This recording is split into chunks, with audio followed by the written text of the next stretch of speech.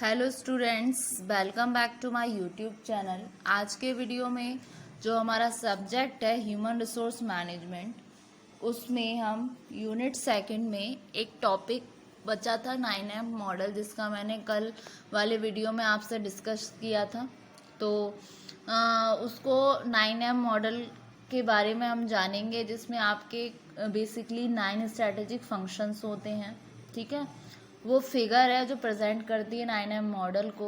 ठीक है, जो एनालाइज करती है relationship between the business strategy and strategic function. ठीक है, तो वो पार्ट है आपके फंक्शनल स्ट्रैटेजीज का। ठीक है, तो फंक्शनल स्ट्रैटेजीज क्या होती हैं? जो एक्टिविटीज़ एंड प्रोसेसेस होती हैं, जैसे कि आपकी ह्यूमन रिसोर्स मैनेजमेंट आ गया, research and development, production and marketing, constitute करती हैं स्ट्रैटेजिक फंक्शन को।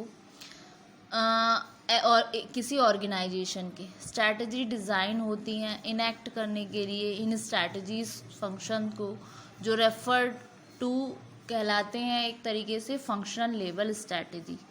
तो फॉलोइंग फिगर जो मैं डायग्राम बना रही हूँ, वो प्रेजेंट करती है 9M मॉडल को।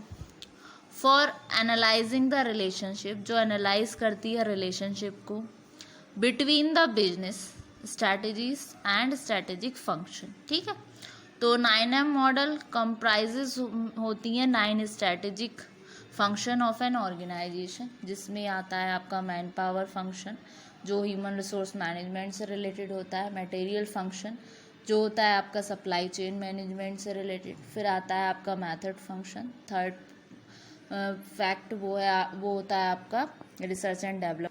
थर्ड आता है आपका मेथड फंक्शन, जो होता है आपका रिसर्च एंड डेवलपमेंट से। फोर्थ होता है आपका मनी फंक्शन, जो बनता है आपका फाइनेंस एंड अकाउंटिंग से। फिर फिफ्थ होता है आपका मैन्युफैक्चरिंग फंक्शन, जो बनता है आपका प्रोडक्शन एंड ऑपरेशन मैनेजमेंट से। फिर आता है आपका सिक्स मशीन फंक्शन, जो होता है आपका इंफॉर्मेशन सिस्टम से।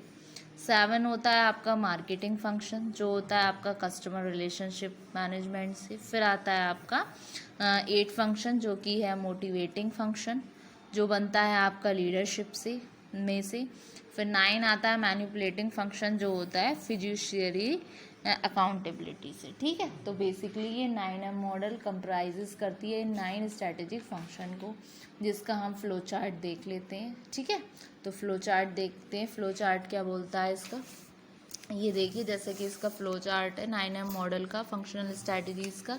सबसे पहले स्ट्रैटेजिक इंटेंट आता है, फिर बिजनेस स्ट्रैटेजीज जो है फर्स्ट में आती हैं आपकी स्ट्रैटेजिक फंक्शन, इसको हम डिस्कस करेंगे। फंक्शनल स्ट्रैटेजी ह्यूमन रिसोर्स, जो मैंने आपको बताई थी, मेन पावर आपकी human resource, material supply chain, method research and development, money है आपकी finance and accounting, manufacturing operations, machine आपकी information system, marketing customer relationship, motivating है आपकी लीडरशिप, और मैनिपुलेटिंग है आपकी फिड्यूशियरी। जैसे कि मैंने ये आपको ये समझाया था। ठीक है, तो इसको मैंने फ्लो चार्ट में बनाया है। फिर ये कॉस्ट लीडरशिप, ये अलग, ये बिजनेस स्ट्रैटेजीज हैं। डिफ्रेंसिएशन, हाँ हमें क्या पढ़ना है, हमें इनको पढ़ना है, इन दोनों को। ठीक है, तो 9M मॉडल है फंक्शनल स्ट्रैटेजीज का। तो फर्स्ट पे डिस्कस करते हैं जो आपका मैन पावर फंक्शन है। मैन पावर फंक्शन क्या है? जो ह्यूमन रिसोर्स स्ट्रैटेजी है, जो कि ये स्ट्रैटेजी है आपकी मैन पावर फंक्शन में इंक्लूड्स होते हैं आपके डिसीजन जो अबाउट होते हैं ह्यूमन रिसोर्स के, जिसमें आती है आपकी प्लानिंग, रिक्रूटिंग और selecting, placing and developing, evaluating and compensating, और क्या आते हैं आपके एम्प्लॉय के रिलेशन। तो ह्यूमन रिसोर्स स्ट्रैटेजी ओरिएंटेड होती है कंसिस्टेंट पॉलिसीज़ की ओर और इन्हेंस करती हैं एम्प्लॉय की नॉलेज को। ठीक है, उसकी स्किल्स को, उसकी एबिलिटीज़ को, जिससे कि जो आपकी बिजनेस लेवल की स्ट्रैटेजीज, यानी कि ये स्ट्रैटेजीज जो कॉस्ट लीडरशिप और डिफरेंशिएशन, बिजनेस लेवल की स्ट्रैटेजीज इफ़ेक्टिव हो सके, और कॉरपोरेट लेवल की स्ट्रैटेजीज मोर सस्टेनेबल हो सके। कॉरपोरेट लेवल स्ट्रैटेजीज में आती हैं आपकी जो ग्रैंड स्ट्रैटेजीज जो होती हैं। ठीक है, फिर सेकंड आता है आपका मटेरियल फंक्शंस। तो मटेरियल फंक्शन क्या बोलता है, जो सप्लाई चेन स्ट्रैटेजी होती है, सप्लाई चेन स्ट्रैटेजी एम्फेसिस करती है सिस्टम वाइड व्यू पे मटेरियल फंक्शन के, ठीक है। ये इनकम्पसिस करती है अंडरस्टैंडिंग को, किस तरीके से मैनेज करें सीक्वेंसिंग को, एक्टिविटीज जो आती हैं आपकी supplier to customer, business to customer, इस B2C, ठीक है, इस तरीके से B2C और B2B इस तरीके से, है ना।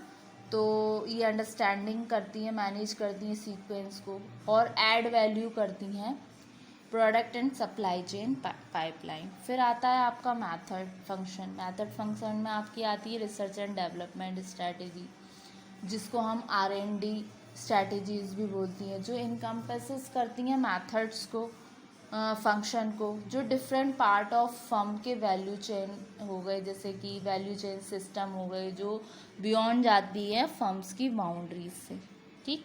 फिर आता है आपका मनी फंक्शन, जो रिलेटेड होता है फाइनेंस एंड अकाउंटिंग स्ट्रैटेजी से, जो डील करती हैं आपकी consistency, procedure and system, capital structure के रिगार्डिंग, कैपिटल एक्सपेंडिचर के रिगार्डिंग, जिसमें आपके लिक्विडिटी लेवल्स आते हैं, मॉडल आते हैं, आपके मोड्स आते हैं, कैसे कैपिटल को हम रेज करेंगे, ठीक है, वर्किंग कैपिटल और levels of profit distribution and retention, ठीक है।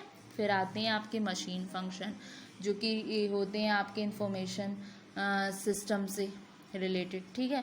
मशीन फंक्शन में क्या आ गया आपका, जैसे कि ये इंफॉर्मेशन सिस्टम स्ट्रैटेजी है, जो इंफॉर्मेशन सिस्टम स्ट्रैटेजी है वो कंसर्न्ड होती है आपकी डिफ़ाइन करने में, जिसमें स्ट्रैटेजिक एप्लीकेशंस जैसे इंटेलिजेंट मशीन के एनालाइज करती है, इंफॉर्मेशन की नीड को डिज़ाइन करती है मशीन, जिसमें प्रोग्रामिंग आ गई, इंटीग्रेट करती है रेलेवेंट सिस्टम को प्रोग्रामिंग की, ठीक है, जो फोकस नीड्स होती हैं। फिर आती हैं आपकी नेक्स्ट आती हैं आपकी मार्केटिंग फंक्शन। मार्केटिंग फंक्शन में क्या है, ये कस्टमर रिलेशन स्ट्रैटेजी है। कस्टमर रिलेशन स्ट्रैटेजी फोकस करती है फर्दर करने में कम्पिटिटिव एडवांटेजेस को, जिससे वो बिल्ड करती है रिलेशनशिप को कस्टमर्स के साथ, पार्टनर्स और चैनल मेंबर्स, ऑफर करती है अप्रोप्रिएट प्रोडक्ट्स, ठीक है, development of sufficient resources to realise the choice of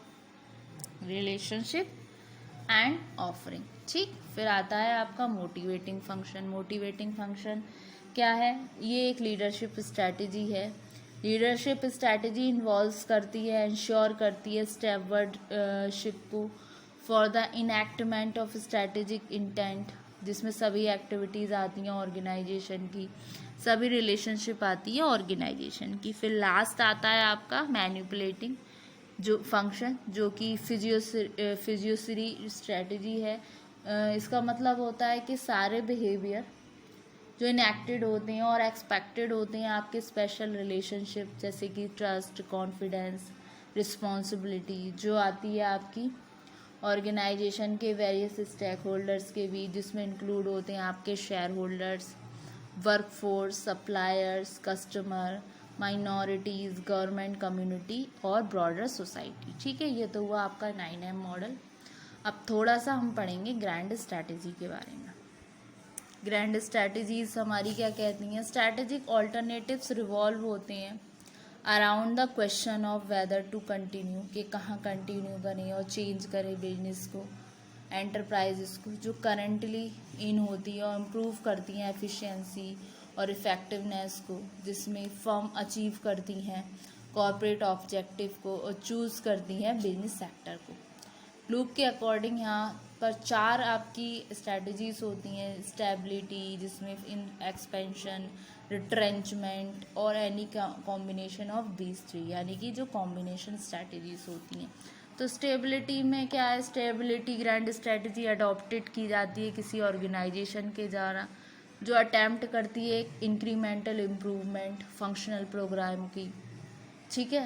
expansion strategy हो गई आपकी, जिसमें एक्सपेंशन ग्रैंड स्ट्रैटेजी फॉलो करती है जब ऑर्गेनाइजेशन का एम होता है कि वो हाई ग्रोथ करे, बाई सस्टेनली ब्रॉडरिंग द स्कोप और वन और मोर ऑफ इट्स बिजनेस, ठीक है, जिसमें वो सिंगल और ज्वाइन करती है अपने आप को इम्प्रूव करने के लिए अपनी ओवरऑल एक्सपेंशन को, बेसिकली वो एक्सपेंड करती है अपने आप को। फिर रिट्रेंचमेंट में क्या आ गया, रिट्रेंचमेंट में इन्वॉल्व होते हैं आपके ये फॉलो करती है ऑर्गेनाइजेशन के एम को, ठीक है।